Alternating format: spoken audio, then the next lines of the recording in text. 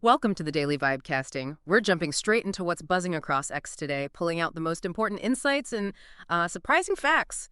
Our mission: cut through the noise, give you that aha moment, and keep you informed without the overload. Let's unpack this. Yeah, there's just so much flying around every day, isn't there? The deep dive, it's really about giving you the why, the context behind these trends, from, big money stuff to digital culture. We're going to help you connect those dots, see the bigger picture. All right, let's kick things off. Big financial news grabbing attention at Watcher Guru posted, Just AN, such Federal Reserve's Christopher Waller says, could cut rates as early as July meeting. Now, this is a real head-turner because, well, the Fed's been so cautious. Just the other day, NPR was talking maybe only a tiny 0.5% cut for the whole year. So July, that feels like a big shift. It is a major signal, absolutely.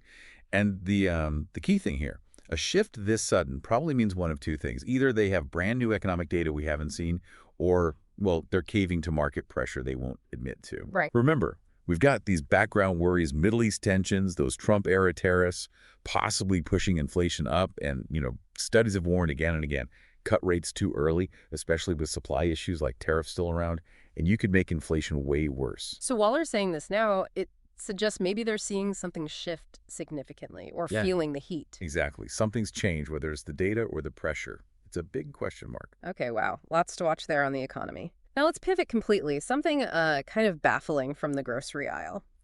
At Level ACO shared this post that honestly blew my mind a bit.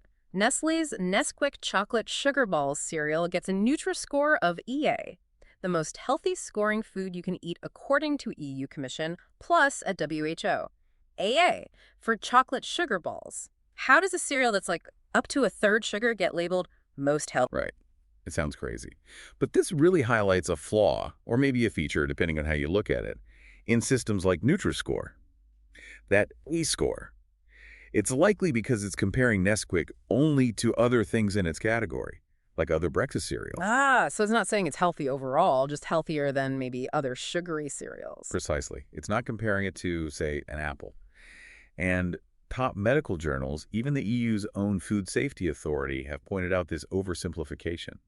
There's also a history here, Nestlé has lobbied against stricter EU regulations before. So the takeaway for you, the listener, is that even these official-looking health scores, well, they might not tell the whole story. You really have to look past the letter grade. Definitely need to read the actual ingredients. That's fascinating. And kind of disturbing, yeah. Oh. Okay, speaking of unconventional choices, this next one about parenting. It's wild. At You Seen MTV posted, very proudly, Botto kid is 7 months and no Cocomelon yet. No M's, Rachel, no nothing. He is exclusively being bred on 2K View PhD theses about robotics control theory. And they add, everyone said I would lose my mind, but you don't understand how insane we are. Wow. Exclusively PhD theses for a 7-month-old. That's dedication or something. A real challenge to the norm. It's certainly an extreme experiment. On the one hand, you've got research, like from Boston Children's Hospital, suggesting too much screen time for infants isn't great for brain development, impacting things like executive function later. So avoiding Cocomelon makes sense from that angle. Right. That part aligns with some expert advice. But then there's the other side, this idea of complex input.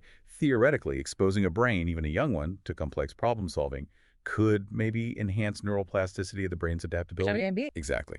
Could, maybe, but it's crucial to stress. There are 0 peer-reviewed studies showing that this specific intense method works or is even safe for babies this young. Especially compared to something like Cocomelon, which, like it or not, is massively popular. Right, so the real question is this parent onto something visionary?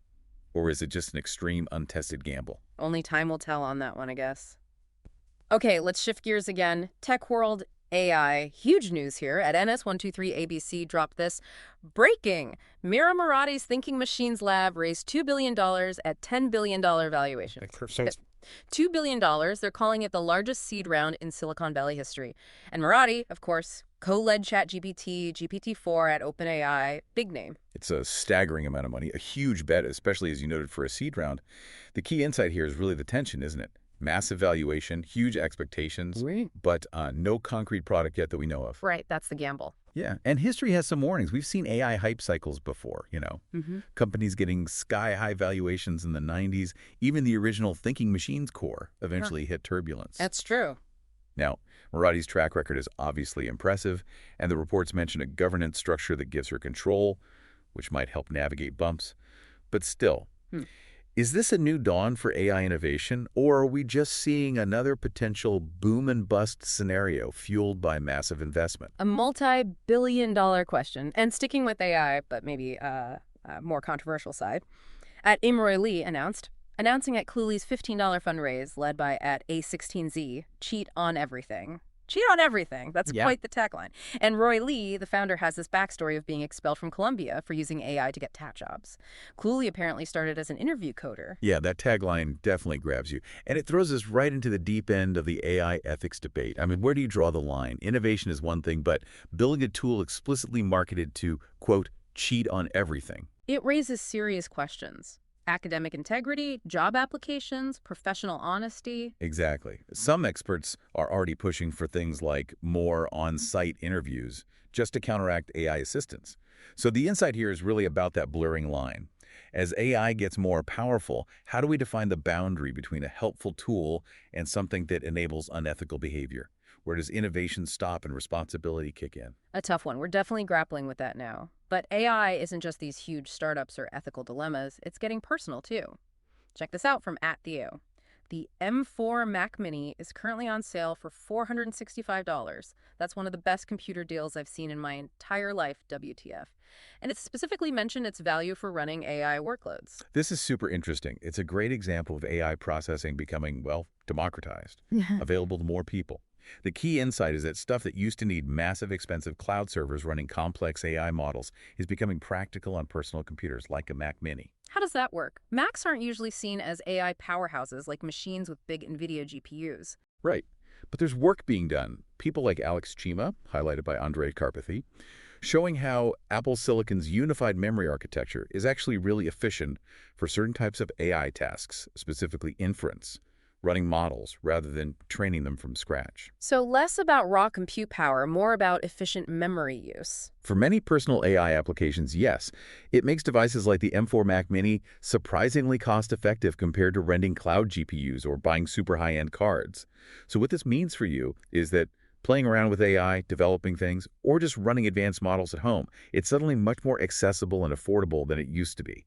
Power shifting from the data center to the desktop, kinda. That is exciting for hobbyists and developers.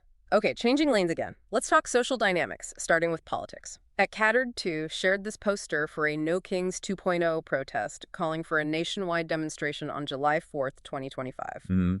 This connects to the ongoing 5501 movement, which positions itself against perceived authoritarianism, explicitly linking back to the American Revolution's rejection of a king. Using July 4th is obviously very symbolic. Extremely, and it's not happening in a vacuum. Recent reports suggest similar No Kings protests drew millions across the country. Using Independence Day amplifies the message, tapping into that historical narrative of fighting tyranny. It's actually a long tradition.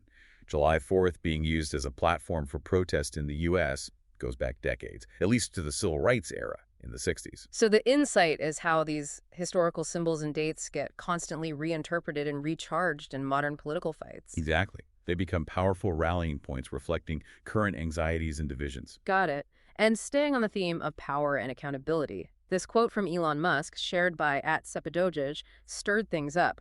Basically, the government-funded NGOs are a way to do things that would be illegal if they were the government. Oof. Yeah. That's a statement that hits on very real, very complex issues around transparency and how public money flows. You look at organizations like USA handling billions in taxpayer money globally. Audits have flagged issues, large sums sometimes unaccounted for. So there are legitimate concerns about oversight. There are. There's even legislation proposed, like the Putting Trust and Transparency Act, trying to force more disclosure from federally funded nonprofits.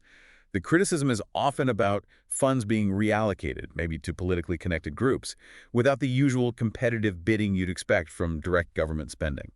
Musk also often brings up George Soros and Open Society foundations in this context. He does, and Open Society has dispersed massive amounts globally. But it's also, complicated by the fact that Musk's own companies receive substantial government contracts and subsidies. Right, nearly 2/3 of $38 billion over 5 years, some reports say. So the core issue isn't really just about NGOs. It's the broader question. When public funds flow through private or nonprofit organizations, how do we ensure real transparency and accountability? It's a tough challenge across the political spectrum. Definitely a critical point for public trust. Now, let's look at a specific incident causing waves. At Spencer Hakimian posted a video described as two ICE agents chase down, tackle, and detain a guy in LA who then turns out to be an American citizen. Their justification apparently was, why were you running? Yeah, videos like that are jarring. They immediately highlight these really difficult issues around immigration enforcement tactics, potential misidentification, and civil liberties. Los Angeles in particular has been a focal point for increased IC activity and simultaneously significant public resistance and sanctuary policies. So it taps into this bigger ongoing debate. Absolutely.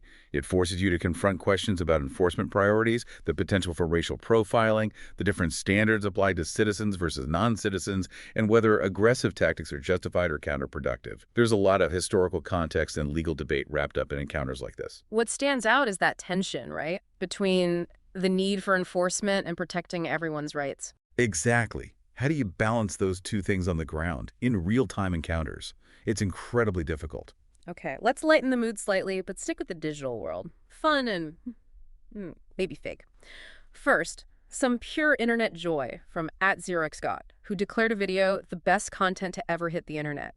It apparently shows cats walking and jumping off diving boards at what appears to be the London 2012 Olympics. Okay. Cats diving at the Olympics. That does sound like peak internet. It's funny because it's so absurd, right? Contrasting with the intense seriousness of actual Olympic diving. That's probably not real cats. It's highly unlikely. Given you see different breeds, the splashes look a bit off. It strongly suggests digital manipulation or AI generation. We see a lot of that now, these realistic but impossible AI images and videos. Like those AI pet portraits and things. Exactly. It taps into that long, long history of cat content dominating the internet.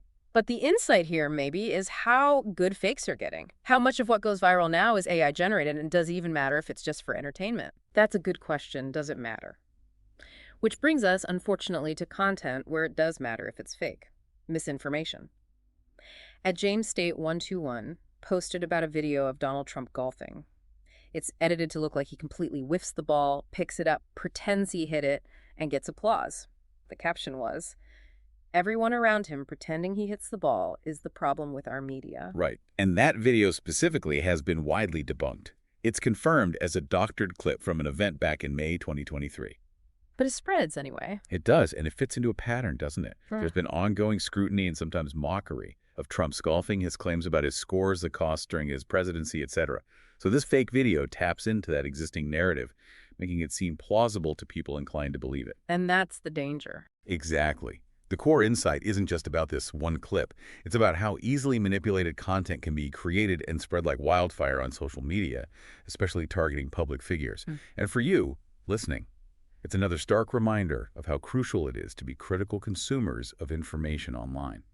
To pause, question, and maybe do a quick search before sharing something that seems designed to provoke. What's our role in stopping the spread? That's the key question. Wow, what a ride today. We've gone from Fed rate cuts and questionable cereal scores to PhD reading babies, billion-dollar AI bets, political protests, and fake golf swings. An incredible range. But the real takeaway, I think, is always looking beyond that surface-level tweet or headline, asking why, understanding the context, seeing the implications. Absolutely. Platforms like X throw so much at us so fast. It's just vital to keep questioning, to look for different viewpoints, to not take things at face value. And maybe that leaves us with a final thought for you to chew on. In this environment, where information and misinformation spread so rapidly, what's our individual responsibility? How do we navigate this? How do we become better at sorting truth from fiction and perhaps even help others do the same? How do we manage this flow without getting overwhelmed?